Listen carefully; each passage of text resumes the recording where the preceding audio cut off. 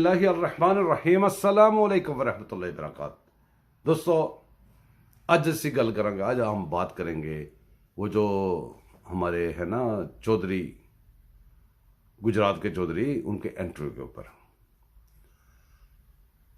मेरे दोस्तों, ये बात याद रखनी है आपने कि ये वो लोग हैं जो मुशर्रफ को 100 बार वर्दी में बर्दाश्त करने वाले और वो मुंतखब कराने का दावा करने वाले लोग हैं। लेकिन वक्त चेंज होता है, वक्त बदलता है, और जैसे वक्त बदलता है वैसे लोग भी बदलते हैं, लोगों के ख्यालात भी बदलते हैं, लोगों के तरीक़ेकार भी बदलते हैं।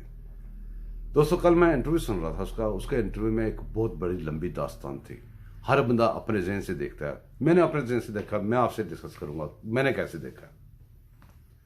उसकी सबसे बड़ा जो रिजल्ट मैंने उसके इंटरव्यू से निकाला है चौधरी साहब के, वो ये है कि उस बंदे ने सिग्नल्स बताए हैं कि भाई जो वो बड़ा घर जिसको कह लें, जिसको खलाई मखलूक कह लें, जिसको आप कुछ भी कह लें, वो बंदे अब किस तरह सोच रहे हैं। उन्होंने टिश्यू पेपर की तरह इसको यूज किया और फेंक दिया हुआ है। अब इसको फेंक दिया डब्बे में, बिन में फेंक दिया। मेरे दोस्तों, हम इसके ऊपर दूसरा मैंने रिजल्ट ये निकाला है, वो ये है कि नवाज शरीफ ने एक बात कही थी कि ये लोग चाबी वाले खिलौने हैं, चाबी वाले खिलौने। कल गुजरात के चौधरी ने वही बात नवाज शरीफ वाली कही है इसके बारे में। कैसे? उसने कहा पैम्पर वाली बात जो कही थी, बच्चे वाली बात कही थी, गोद में उठाने वाली बात कही थी, वो सारा उसका अगर खुलासा निकाले तो वही था जो नवाज शरीफ कह रहा था। फिर उसके बाद उसने कहा जी कि जी इसको गोद में उठाए रखा है, इसको नीचे नहीं उतारने दिया। ये इस बात का सबूत है जो लोग कह रहे थे कि जी ये लोग इसको लेके आए हैं, ये लोग इससे सारा करवा रहे हैं, इसकी इतनी औकात नहीं है, ये वही कर रहे हैं। अब कल उनके अपने बंदे ने आपको ये बता दिया, किसी ने इस बात पे गौर नहीं किया। हर बंदा, मैंने पहले बताया आपको, अपने एंगल से देखता है। उस बंदे ने फिर इस बात का भी सबूत दिया आपको कि ये सारा डिजाइन इन लोगों ने किया था, इतनी देर इन्होंने चलाया है। अब देखें, ये लोग मुकरते हैं, इनको चाहने वाले मुकरते हैं, और इमरान खान के चाहने वालों को तो वैसे आप छोड़ दें, एक साइड पे छोड़ दें। अगर आप कोई भी डॉक्यूमेंट्री लगाएं, जी श्रीलंका की एक मिसाल है, आप देखेंगे हाथियों से क्रेन का काम ले रहे हैं। कैसे? हाथियों को उन्होंने तरबियत दी है। आप फिल्में देखें, कुत्ता बड़े काम कर रहा है। क्या हुआ जी? कुत्ते को तरबियत की हुई है, सारा सिखाया हुआ है। अब घोड़ों के करतब देख लें, रेसें देख लें, घोड़ रेस लगती है डेली, कहीं ना कहीं होती है दुनिया में। तो वो घोड़े सिखाए हुए क्या तरबियत शुदा घोड़े हैं। आम घोड़ा तो नहीं उसमें भागता ना। तोते हैं घर में, तोते, उनको तरबियत देते हैं, वो तोते बोलने लग जाते हैं, ये भी आपको पता है।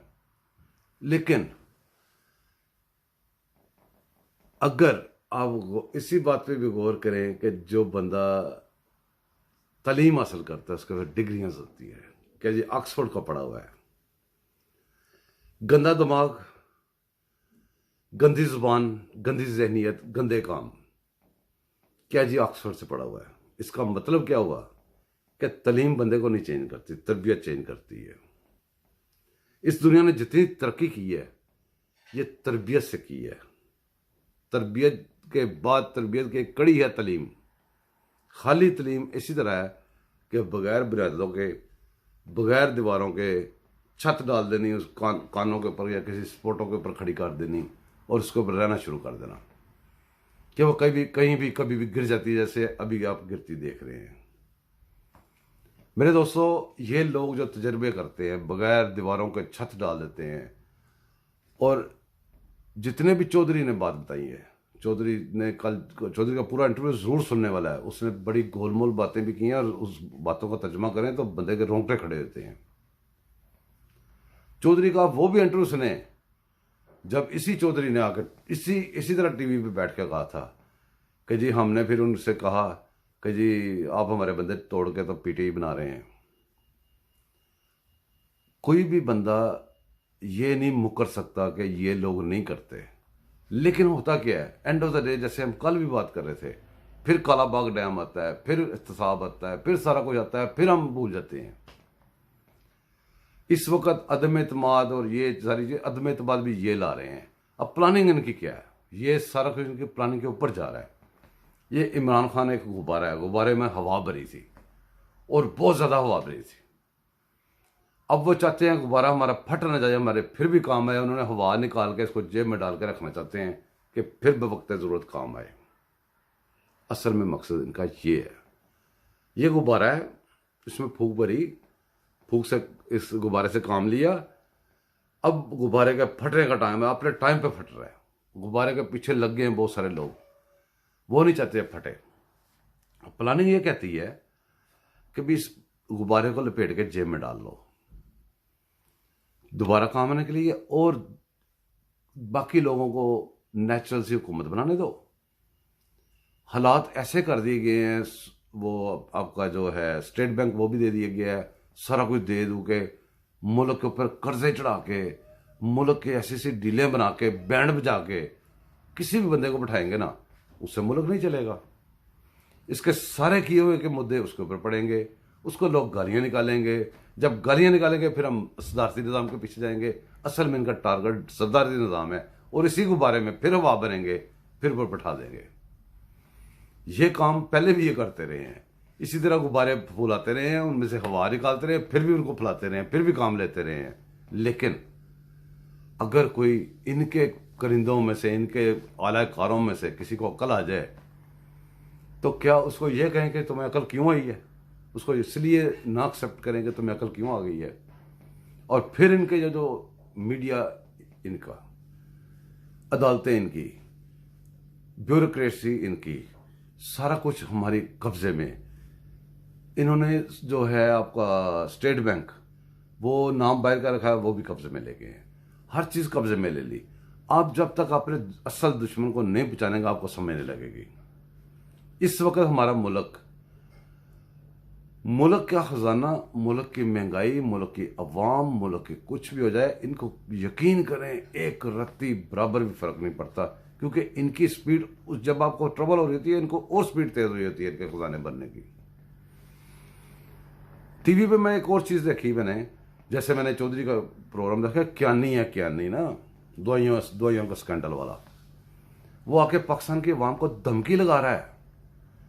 वो खलाई मखलूक का बंदा हमारे मुसलमान पाकिस्तानियों को धमकी लगा रहा है।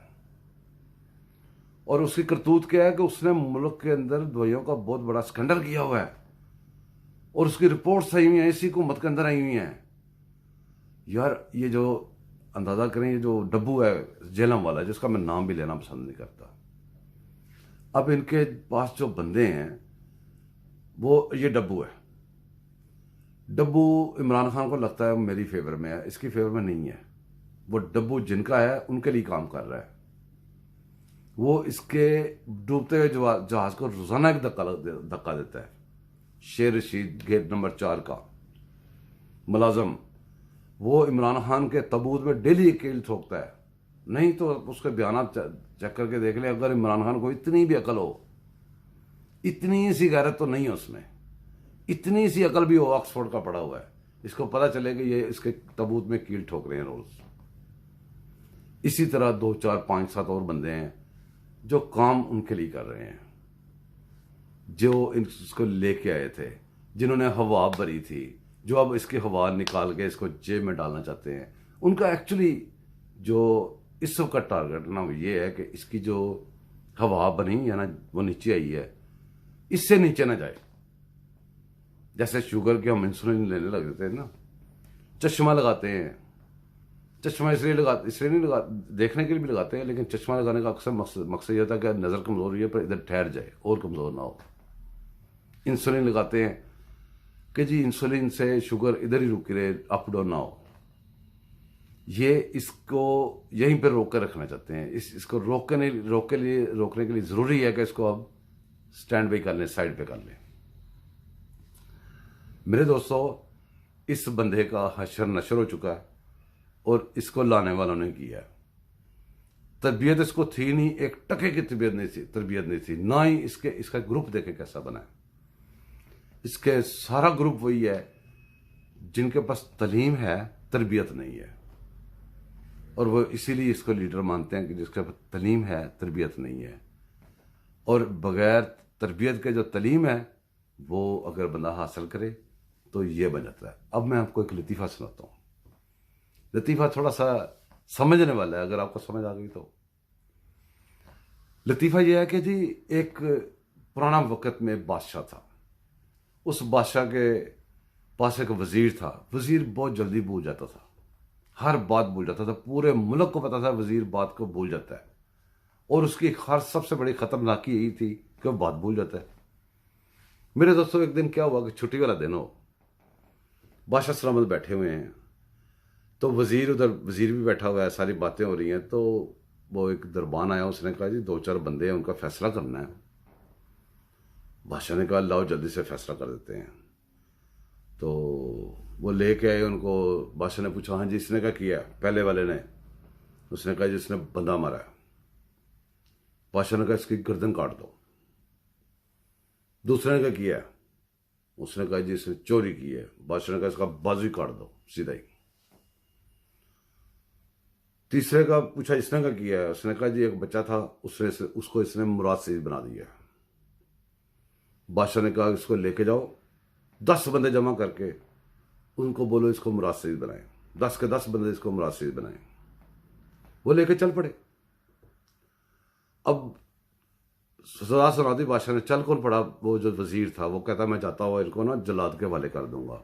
वो जो सजा जारी करते थे ना उनके हवाले कर जाऊंगा, वो उसको सजाएं दे दे। फरमान सारा लेके चल पड़ा। फरमान कहाँ है? लिखा हुआ नहीं है, वजीर के दिमाग में है। और सारी दुनिया को पता है कि वजीर 1 सेकंड में बात भूल जाता है।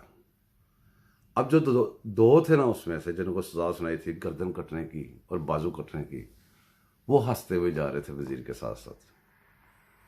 और जिसको मुराद से बनाना था वो हर कोने पे, हर मोड़ पे वजीर का बाजू पकड़ के लाता था और कहता था मुझे मुराद से बनाना है, मुझे मुराद से बनाना है।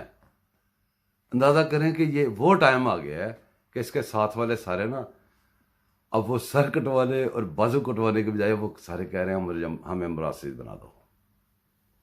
दोस्तों अपना ख्याल रखें, खुश रहें और दूसरों में खुशियां बांटें। इंशाअल्लाह ताला जिंदगी रही तो मिलेंगे ब्रेक के बाद दोबारा